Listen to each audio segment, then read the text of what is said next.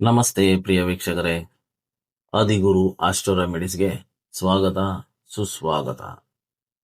ಇವತ್ತಿನ ಟಾಪಿಕ್ ಏನಪ್ಪಾ ಅಂತಂದ್ರೆ ಮನುಷ್ಯನ ಚಕ್ರಾಸು ಹೌರ. ಏನಪ್ಪಾ ಚಕ್ರಾಸು ಹೌರ, ಏನಿದು ಹೊಸ ವಿಷಯ ಅಂತ ಅನ್ಕೊಂತ ಇದ್ದೀರ.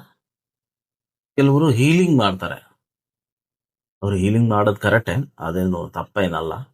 ಅವರು ಕರೆಕ್ಟಾಗಿ ವರ್ಕ್ ಮಾಡ್ತಾ ಇರ್ತಾರೆ. ಅದರಲ್ಲಿ ಒಂದು ಸಣ್ಣ ಟಿಪ್ಸ್ ಎಲ್ಲಾರ್ಗು.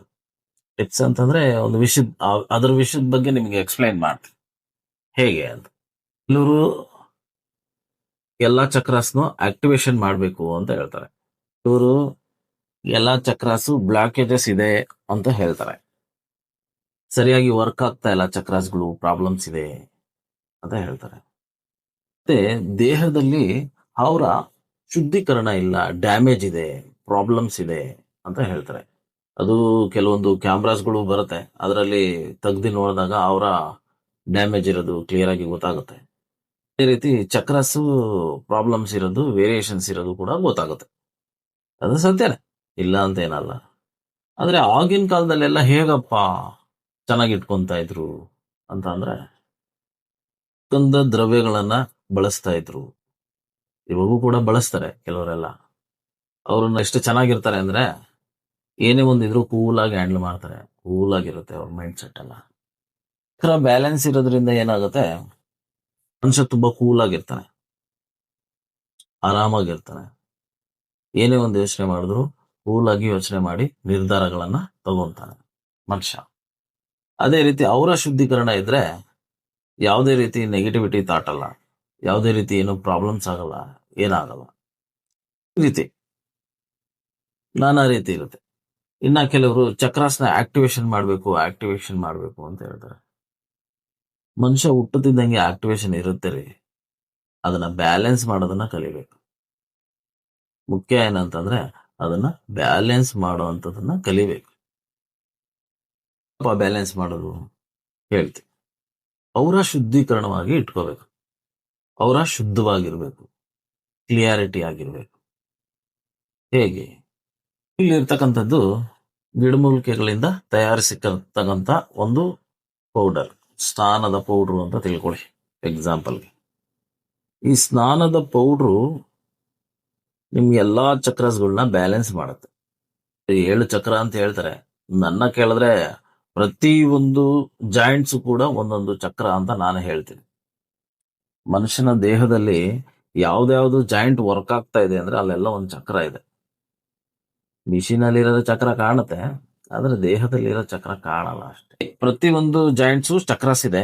ಅದೇ ರೀತಿ ನಮ್ಮ ದೇಹ ಬಿಟ್ಟು ಆಚೆ ಕಡೆಗೂ ಚಕ್ರಸ್ಗಳು ಇದೆ. ಅದೆಲ್ಲ ಬ್ಯಾಲೆನ್ಸ್ ಆಗಿ ಇಟ್ಕೋಬೇಕು. ಯಾವತ್ತೂ ಅಷ್ಟೇ ಬ್ಯಾಲೆನ್ಸ್ ಆಗಿ ಶುದ್ಧವಾಗಿ ಇಟ್ಕೋಬೇಕು. ಡ್ಯಾಮೇಜ್ ಇರಬಾರ್ದು, ಅವರಗಳು ಡ್ಯಾಮೇಜ್ ಇರಬಾರ್ದು. ಚಕ್ರಾಸ್ಗಳು ಕೆಲವರಿಗೆ ಬ್ಲಾಕೇಜಸ್ ಇರುತ್ತೆ, ಬ್ಲಾಕೇಜಸ್ ಓಪನ್ ಮಾಡ್ಕೋಬೇಕು.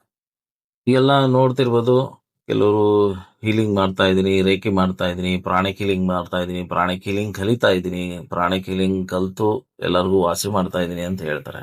ನಾನೇನ್ ಹೇಳ್ತೀನಿ ಅಂದ್ರೆ ಅದು ಬ್ಲಾಕೇಜಸ್ ಆಗದಿದ್ದಂಗೆ ತಡಿಬೇಕು. ಹೆಂಗಪ್ಪ? ಅವರ ಶುದ್ಧವಾಗಿ ಇಟ್ಕೋಬೇಕು. ಹೆಂಗಪ್ಪ? ಪ್ರಾಬ್ಲಮ್ಸ್ ಬರೋದಕ್ಕಿಂತ ಮುಂಚೆನೆ ತಡಿಬೇಕು. ಅದು ಹೆಂಗಪ್ಪ? ಮೈನ್ ಅಲ್ವರಾ? ಅದಕ್ಕೆ ನಮ್ಮ ಹತ್ರ ಒಂದು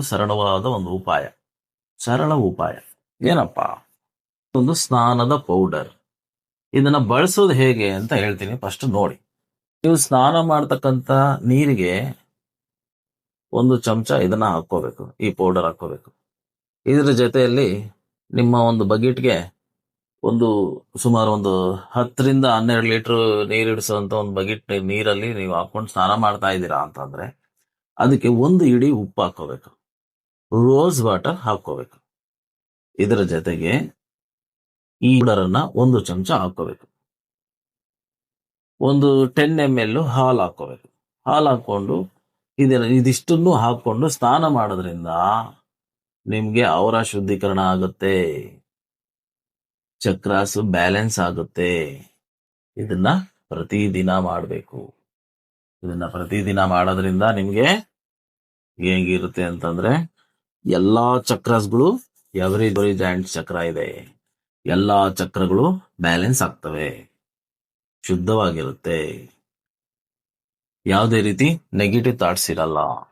ಮನ್ಸು ಕೂಲ್ ಆಗಿರುತ್ತೆ, ಆರಾಮಾಗಿರುತ್ತೆ. ಏನೇ ಒಂದು ಯೋಚನೆ ಮಾಡಿದ್ರು ಶಾಂತವಾಗಿ ಕೂಲ್ ಆಗಿ ಯೋಚನೆ ಮಾಡಿ ಡಿಸೈಡ್ ಮಾಡುವಂಥದ್ದು ಒಳ್ಳೆ ಮೈಂಡ್ ಸೆಟ್ಟು, ಒಳ್ಳೆ ಥಾಟ್ಸ್ ಇರುತ್ತೆ. ಹೀಗೆ ನಾನಾ ರೀತಿ ಕೆಲಸ ಮಾಡ್ತಕ್ಕಂಥದ್ದು. ಇದು ಬಂದು ಮುಖ್ಯವಾಗಿ ಚಕ್ರ ಬ್ಯಾಲೆನ್ಸ್ ಮಾಡುತ್ತೆ, ಅವರ ಶುದ್ಧೀಕರಣವಾಗಿಡುತ್ತೆ. ನಾನಾ ರೀತಿ ತುಂಬಾ ಅದ್ಭುತವಾಗಿ ಕೆಲಸ ಮಾಡ್ತಕ್ಕಂಥದ್ದು ಇದು. ಯಾರಿಗಾದ್ರೂ ಬೇಕಾಗಿದ್ರೆ ಇಲ್ಲಿ ಕಾಣ್ತಿರ್ತಕ್ಕಂಥ ನಂಬರ್ಗೆ ವಾಟ್ಸ್ಆಪ್ ಮಾಡಿದ್ರೆ ನಿಮ್ಮ ಮನೆಗೆ ಕೊರಿಯರ್ ಮಾಡಲಾಗುತ್ತೆ. ಧನ್ಯವಾದಗಳು. ದಯವಿಟ್ಟು ವಿಡಿಯೋ ಲೈಕ್ ಮಾಡಿ, ಶೇರ್ ಮಾಡಿ ಮತ್ತು ನಮ್ಮ ಚಾನೆಲ್ಗೆ ಸಬ್ಸ್ಕ್ರೈಬ್ ಮಾಡಿ. ನಿಮ್ಮ ವೀಕ್ಷಣೆಗೆ ಮತ್ತು ನಿಮ್ಮ ಸಮಯಕ್ಕೆ ಧನ್ಯವಾದಗಳು.